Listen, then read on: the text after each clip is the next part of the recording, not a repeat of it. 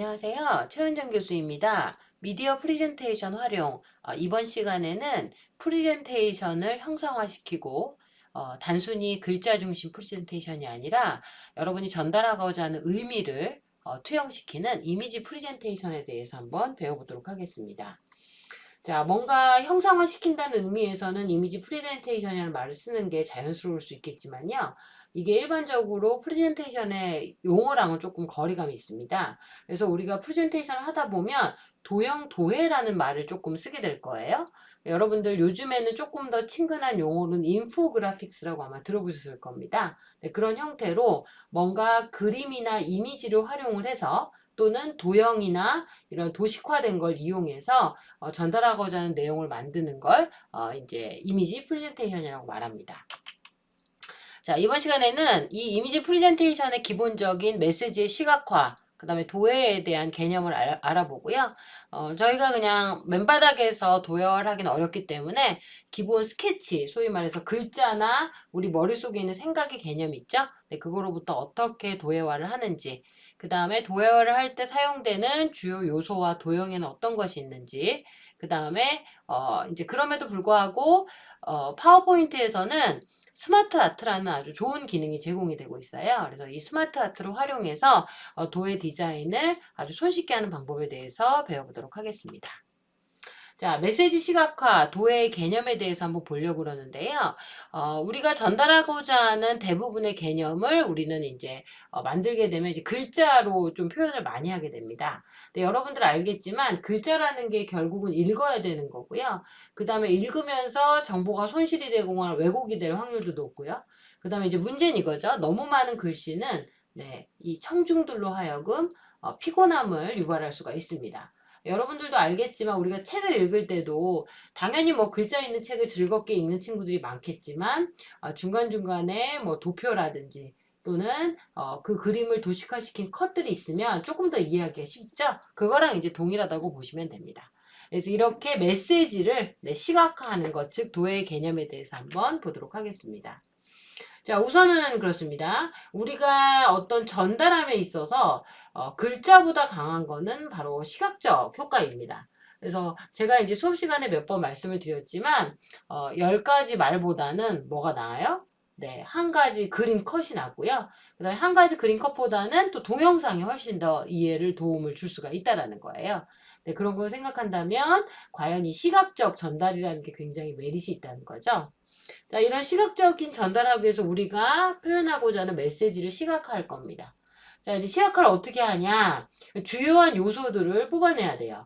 그러니까 전달하고자 하는 문구가 뭐 요약이 된 걸 수도 있지만 대부분 우리 머릿속에서 나오는 생각이기 때문에 문장으로 되어 있는 경우도 있습니다.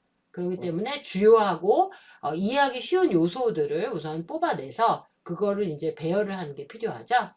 자, 그렇게 되면 설명을 넘어서 효과적인 전달과 의미를 전달하는 데 굉장히 가능해지고요.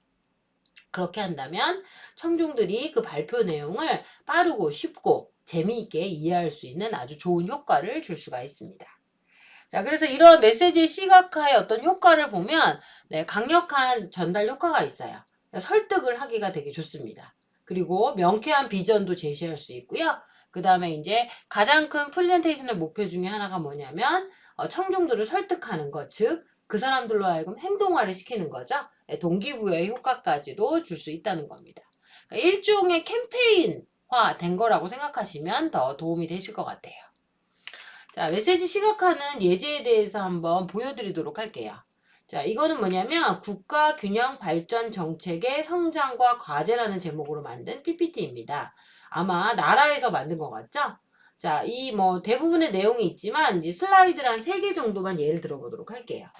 자, 비전과 전략, 그 다음에 지방 R&D 역량 강화 및 혁신 클러스터 확산, 네 번째 정책평가 및 추지 성과, 이 3개의 슬라이드 디자인이 나왔는데 한번 여러분들 잠깐 보세요. 어떤지.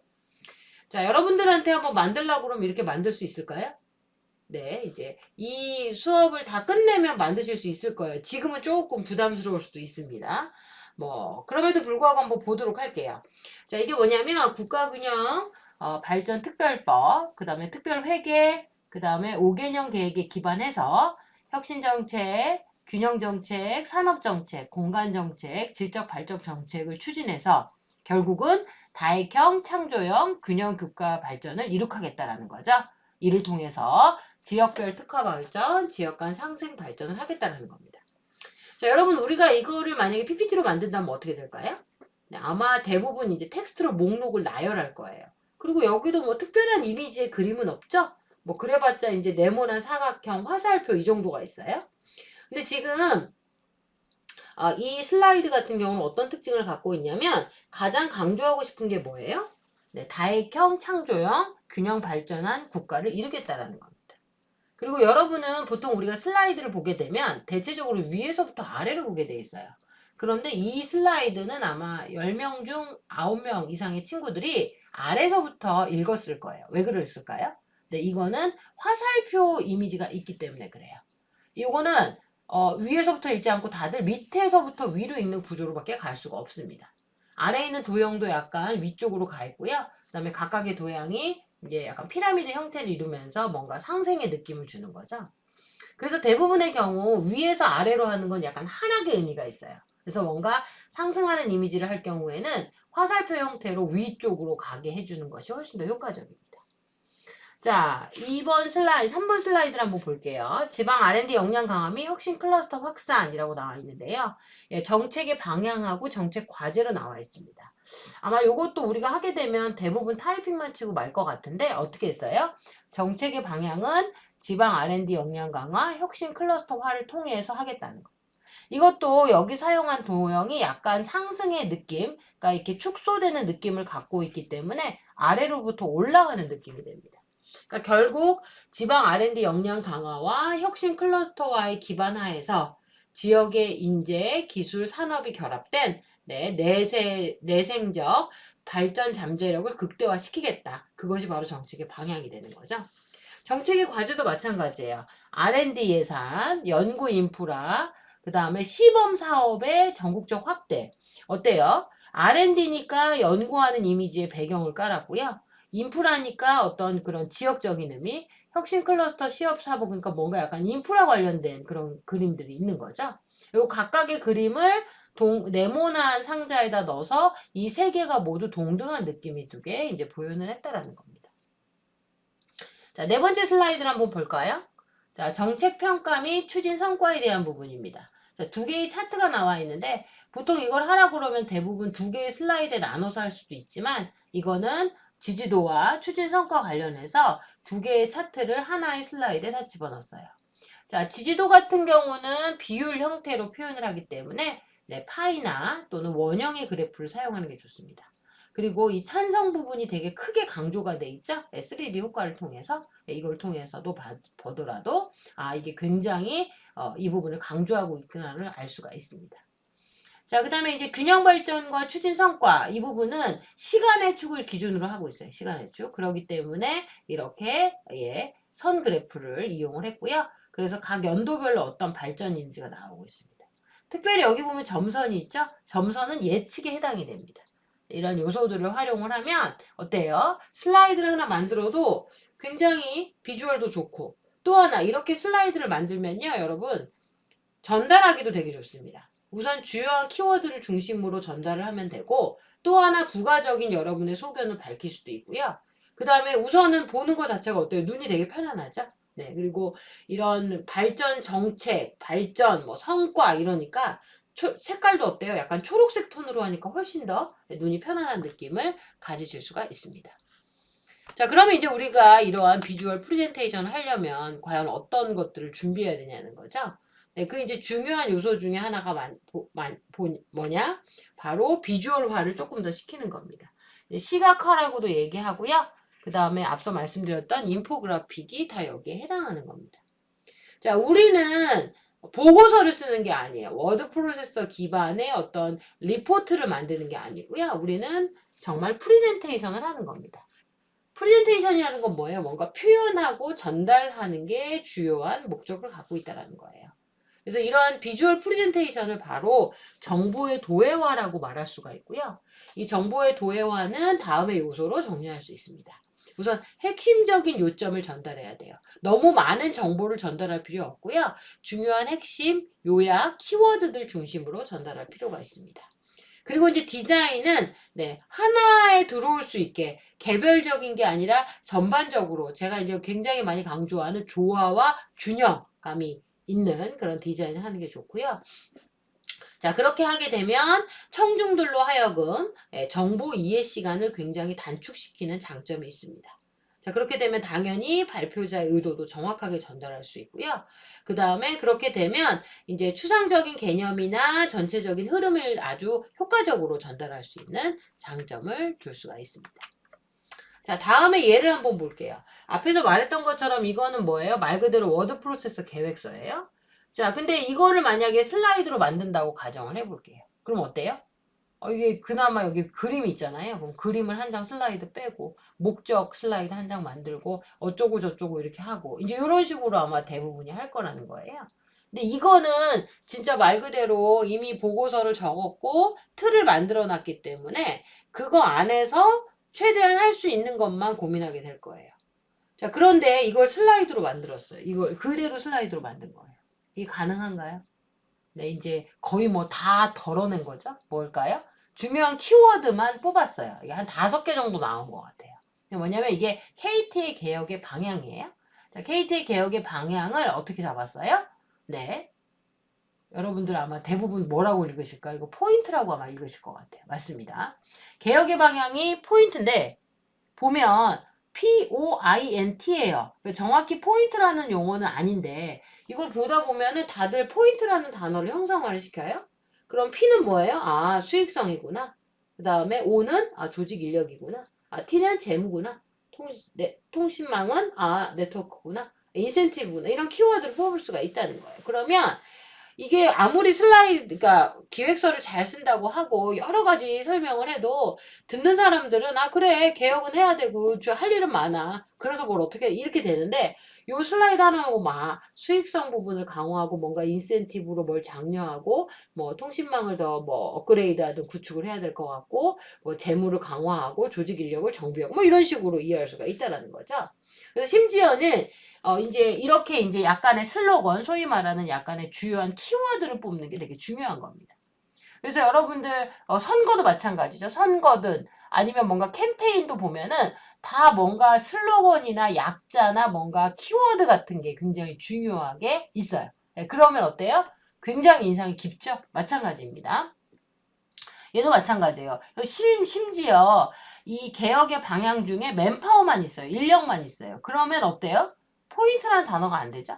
그럼 어떻게 해요? 그냥 비슷한 오르가니제이션이라는 단어를 추가하는 거예요. 그래서 정확히 포인트라는 키워드를 통해서 이 KT의 개혁의 방향을 사람들이 확실히 인식하고 연상할 수 있도록 이제 만드는 겁니다. 자, 이제 제가 희망하는 것 또는 여러분들이 꿈꾸는 건 아마 대부분의 이런 뭐 기획서가 없더라도 심지어 내 머릿속에 있는 걸 이렇게 슬라이드 디자인으로 바꾸는 걸 생각을 할 거예요. 근데 이제 우리는 아직은 그 정도까지는 아니니까 조금은 기본 골격은 필요하겠죠. 그래서 이제 우리 친구들이 대부분은 아마 텍스트 기반의 슬라이드를 많이 작성을 할 거예요. 그러면 이런 텍스트 기반 슬라이드를 어떻게 바꾸는지를 한번 보도록 할게요. 자, 이거는 뭐냐면 길드 디자인이라는 회사의 주문 제작 시스템을 설명한 겁니다. 디자인을 의뢰받고 시안을 제작을 하고 시안을 결정하고 제작 완료를 한다. 뭐 요 4가지 정도 단계가 될 거겠죠. 그 다음에 그 밑에 뭐 필요한 경우 영어를 좀 적어주면 돼요. 그리고 이 길드 디자인을 제작하는 회사는 놀랍게도 마이크로소프트의 오피스 2007 테마 디자인을 개발 대행한 회사예요. 오, 대단한 회사네요. 그렇죠? 자, 이거를 디자인으로 바꾸면 어떻게 될까요? 뭐 이것만도 괜찮은데 뭐 배경 넣고 뭐 서식 넣고 이 정도? 뭐 도형 정도 넣고 요거는 이제 이런 식으로 바꾸실 수가 있어요. 굉장히 많이 바뀌었죠?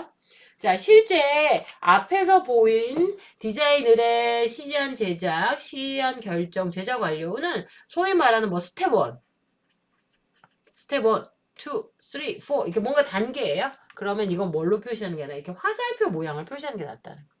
필요하면 영어를 아래 적어주시면 되고요. 오히려 이 길드 디자인 회사에 가장 강조하고 싶은 건 뭐냐면 바로 이거예요. 이게 더 중요해요. 그러면 해당하는 걸 여기 위에다가 이제 배치를 하는 겁니다. 인상 강하게. 그리고 이 부분은 더 하이라이트를 시키는 거죠. 그리고 여기는 뭐 회사 그림이나 이런 걸 넣어주면 훨씬 더 이미지를 극대화시킬 수가 있겠죠. 뭐 회사 로고를 넣어도 좋습니다. 그럼 어때요? 앞에는 아무래도 여러분들 어때요? 전반적으로 왼쪽이 꽉 차 있고 오른쪽은 휑한 느낌이죠. 근데 이 슬라이드 디자인은 전반적으로 굉장히 내용이 꽉 차 있고 이게 말 그대로 균형도 맞고 조화롭다라는 겁니다. 색깔도 약간 좀 어두운 톤이지만 조금 어때요? 느낌이 좀 신뢰감이나 침착한 느낌을 주기에는 아주 좋죠. 자, 되게 디자인이 다 됐다 하지만 이것도 다 스마트 아트로 기본 디자인을 한 겁니다. 자, 두 번째 사례를 볼까요? 자, 제품 개발 프로세스라는 단계를 한번 보도록 할게요. 자, 이거는 뭐냐면 첫 번째 제품 개발, 두 번째 검수, 등록, 공지 메일 보내는 거예요. 각각의 이제 요소들이 한 3개나 2개 정도 있어요. 자, 이거는 이제 우리가 디자인을 한다 그러면 어느 정도로 할 수 있을까요? 네. 이제 슬라이드 디자인 중에 보면 제목이 있고 여기 이렇게 2단으로 돼 있는 거 있죠? 근데 요 정도 해서 뭐 첫 번째, 두 번째, 세 번째, 네 번째 그러면 최소한 오른쪽이 이렇게 횡 비진 않겠죠? 이렇게 할 수 있어요. 근데 이걸 어떻게 만들었을까요?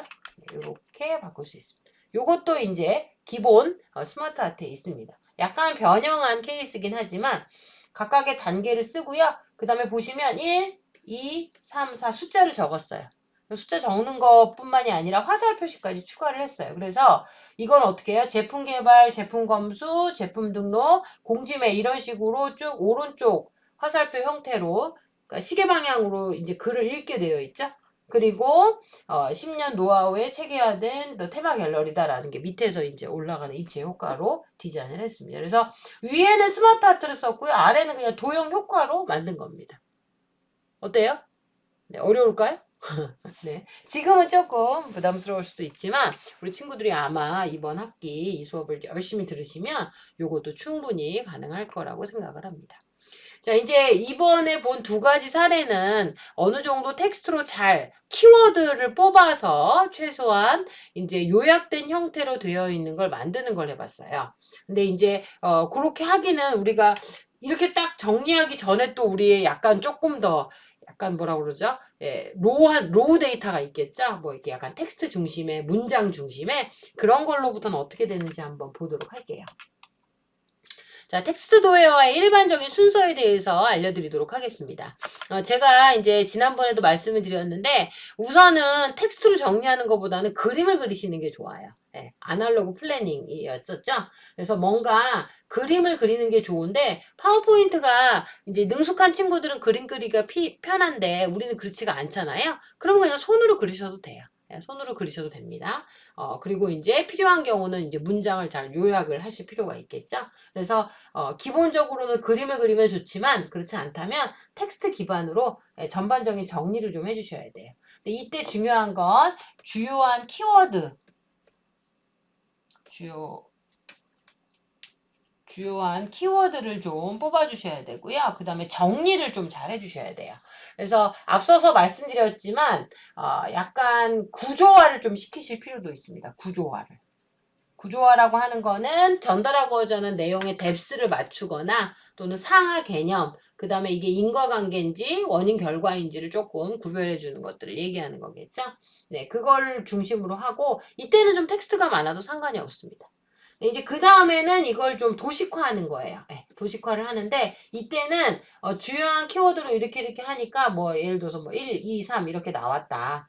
뭐 아니면 이쪽 내용이 이렇게 가더라. 아니면 이런 내용이 이렇게 포함이 되더라. 이런 게 뭔가 약간 도식화돼서 나오겠죠. 그 다음에 이제 우리가 스마트 아트나 도형이나 이미지 이런 걸 이용해서 최종적으로 디자인을 해주시면 되는 겁니다. 자, 우리가 간단한 사례를 한번 살펴보도록 할게요. 자, 이거는 뭐냐면 지방 상생을 위해서 주 5일제로 활성화하자라는 텍스트예요. 자, 이것도 굉장히 잘 정리가 됐습니다. 이 주 5일제의 개념은 뭐냐면 새로운 생활 패턴 변화에 부응하기 위해서 5일은 도시에서 이틀은 시골에서 그러니까 지방에서 사업을 시행을 하는 거고요. 예, 그거에 맞춰서 농촌, 산촌, 어촌에 체류하면서 네, 제일 중요한 키워드가 나오죠. 체험, 문화, 건강, 휴양에 국민의 삶의 질을 향상하겠다라는 거고요. 그 다음에 이제 시골이죠. 예, 고향에 쾌적하고 편안한 애미니티가 강화가 될 거고, 그 다음에 공간적 지역 단위의 사회 조직의 커뮤니티, 그러니까 도시 중심이 아니라 어떤 시골 중심의 이런 커뮤니티도 구성이 될 거다. 그 다음에 전원주택도 활성화가 될 거고, 관련된 진입로나 교량이나 철도나 공공시설 같은 기반시설 인프라가 확충이 될 거다라는 게 나와 있어요. 자, 근데 이거는 여러분 어디 입장인 것 같아요? 도시 입장일까요? 지방 입장일까요? 네, 지방 입장이에요. 그래서 지방 상생의 키워드인 거죠. 그 개념을 조금 생각을 하셔야 돼요. 그래서 잘 정리를 했습니다. 자, 이걸 기반으로 도해화를 좀 해봤어요. 그 제목은 그냥 놔두고요. 약간 그림을 그린 거죠. 보니까 이제 뭔가 이런 뭐 체험이나 문화, 건강, 휴양 이런 게 있는 거고 결국은 시골, 그러니까 소위 말하는 지방 중심이기 때문에 키워드를 좀 뽑으니까 뭔가 체험, 그쵸? 체험하는 거. 그 다음에 휴양. 그 다음에 좀 더 뭐 전원주택이나 문화나 건강이나 이런 키워드가 있겠죠? 그래서 주요한 키워드를 한 3개 정도 뽑았어요. 농촌 체험, 농어촌 체험, 휴식, 거주 이렇게 하는 거죠. 그리고 이제 주요 여기서 이제 다루지 못한 키워드는 여기다가 뽑았어요. 그래서 이제 주 5일제라는 개념이 뭐냐? 5일은 도시에서 이틀은 농산 어촌에서 체류하자라는 의미를 갖고 있는 단어라는 거죠. 자, 이게 어떻게 슬라이드가 완성이 됐을까요? 네, 이거는 조금 이게 잘된 작품 중에 하나예요. 뭐냐면 농촌, 휴식, 거주를 뭘로 뽑았어요? 네, 한자로 뽑았어요. 한자의 장점이 뭐죠? 영어랑 좀 비슷하긴 하지만 한글은 뭐 당연히 한글도 좋은 거긴 하지만 한자 같은 경우는 뜻을 가지고 있죠. 그렇기 때문에 요거가 농어촌이라는 의미가 확 들어가죠. 네. 그리고 휴식의 의미가 있고요. 거주의 의미가 확 나와요. 그거에 대한 설명이 농어촌 체험, 건강문화, 전원주택 해서 이 3개를 약간 벤 다이어그램 형태로 원으로 감쌌어요. 그러면 이게 뭔가 여기서 이제 약간 시너지가 되는 느낌이 조금 있죠. 그리고 이제 주요한 키워드, 애미니티라든지 커뮤니티라든지 기반시설 같은 키워드를 여기에 배치를 했어요. 그러니까 어때요? 이런 주 5일제 생활 같은 게 뭔가 하나의 테두리 안에서 이렇게 뭔가 합쳐지는 합집합이 되는 듯한 그런 느낌이 조금 있죠. 그리고 여기 보시면 또 하나, 요 주 5일제라는 대한 설명을 위에다 이렇게 넣어줬어요. 넣어주고, 그 다음에 또 하나, 배경을 어떻게 잡았어요? 네, 약간 전원을 배경으로 이제 잡은 거죠. 네, 이렇게 되면 어떤 느낌을 가질 수 있어요? 네, 말 그대로 약간 그 자연 친화적인 느낌을 가지면서 지방 느낌에서 좀 더 상생할 수 있는 그런 요소들을 가지고 오는 거예요. 그래서 이제 여러분들이 이제 조금 앞으로 슬라이드를 하겠다 그러면 한 3가지 정도 그냥 로데이터 형태, 그러니까 좀 텍스트가 많다고 해도 잘 정리되고 요약된 단어들, 이 단계에서 뭐 하는 게 중요하다고 그랬죠? 키워드를 뽑는 거예요. 네, 한자도 좋고요, 영어도 좋아요. 네, 슬로건도 좋으니까 그런 것들. 그 다음에 한글로 뭔가 약어를 뽑으셔도 좋습니다. 예. 그렇게 하고 나서 어느 정도 도식화를 시키는 게 필요하겠죠? 각각의 키워드나 요소에 대한 연관성 또는 이걸 어떻게 표현하는 게 좋을지를 한번 고민을 좀 해보시고요. 그 다음에 그거에 맞춰서 대충 손으로 그리셔도 돼요. 네, 그러면 이거에 맞는 이제 스마트 아트나 또는 도형을 이용을 해서 이렇게 함축적인 의미를 갖는 결과물을 만들 수가 있습니다. 자, 여러분들, 우리가 이렇게 이런 도해화나 또는 시각화를 하기 위해서는 제일 중요한 게 뭘까요? 우리가 파워포인트의 다양한 기능들, 뭐 스마트 아트 종류를 아는 게 아니에요. 내용에 대한 이해가 필요한 겁니다. 그러니까 여러분이 주어진 내용에 대한 이해, 그 다음에 주어진 걸 그냥 단순 나열 형태로 막 전달하려는 생각을 하시면 안 되고요. 비록 전달하고자 하는 게 슬라이드 10장인데 그걸 줄여서 한 장으로 만드실 수 있어야 돼요. 청중을 설득하고 그 다음에 그 사람들에게 정말 유용한 메시지를 전달하기 위해서는 그렇게 준비하는 모습들이 필요합니다. 그렇기 때문에 여러분들이 반드시 이런 그 내용이나 이런 전달하고자 하는 내용에 대한 충분한 이해를 통해서 여러분의 슬라이드를 조금 더 시각화시키고 그리고 그 과정을 통해서 여러분들이 전달하고자 하는 내용이 정말 딱 한 장에도 살아 움직이게 하고 그렇게 되면 여러분이 더 할 말이 많아지겠죠? 네, 그렇게 구성할 수 있도록 하면 좋겠습니다. 자, 우선은 저희가 기본적인 그 메시지 시각화랑 그 다음에 텍스트 도형화의 순서에 대해서 알아봤습니다. 우리 잠깐 쉬었다가 도형의 어떤 의미와 도형화의 요소에 대해서 알아보도록 하겠습니다. 감사합니다.